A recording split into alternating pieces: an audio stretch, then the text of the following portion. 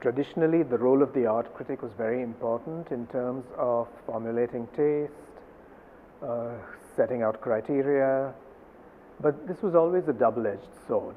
You could have critics who narrowly espoused a particular kind of aesthetic ideology, or you could have critics like, say, John Berger, for instance, or Lucy Lippard, who opened up the field of criticism to include different kinds of debates. Today, the role of the curator seems to have largely passed to another figure called the curator. And with that goes great responsibility. So I think curators need to be constantly aware that they also have cultural and political responsibilities. It's not only about upholding a particular canon or a taste or following blindly where the market leads. Actually, the opposite. Because from a curatorial perspective, you have the possibility of proposing a counterpoint and of being connected to other kinds of discussions which may not be present in the art world. So I think the curator also needs to be aware of these other discussions, macro narratives of what it means to be in a particular society at a particular historical moment, and what can you do in terms of exhibition making that corresponds to this.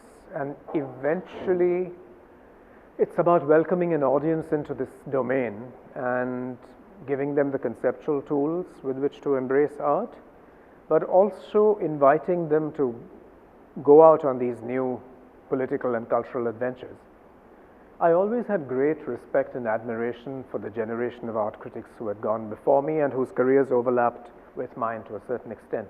Jnaneshwar Nadkarni is someone I would regard as having been of crucial importance. It became fashionable to deride him later in his career, and I think that was extremely misguided as an attitude, because Nadkarni was a short story writer, he was a critic of theatre, he was a critic of the visual arts, he was bilingual. He wrote in English and Marathi and therefore addressed two different constituencies. He also wrote monographs very early on, for instance on Gaitonde and on Hussain. So he really acted as a catalyst and a bridge between art making and the audience and across language groups. So these are virtues and strengths which have been disregarded, and I think he's unjustly been eclipsed. He deserves to have some kind of collected writings that should be put together. I'm also thinking here of Kamala Kapoor, for instance, who wrote at that point, Nikki, Ty Tompkins, Sate, a number of people like that.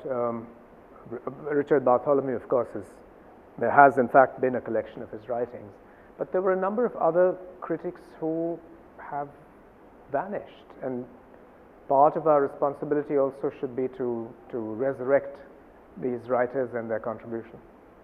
A.S. Raman of the Illustrated Weekly. So many names come back to mind.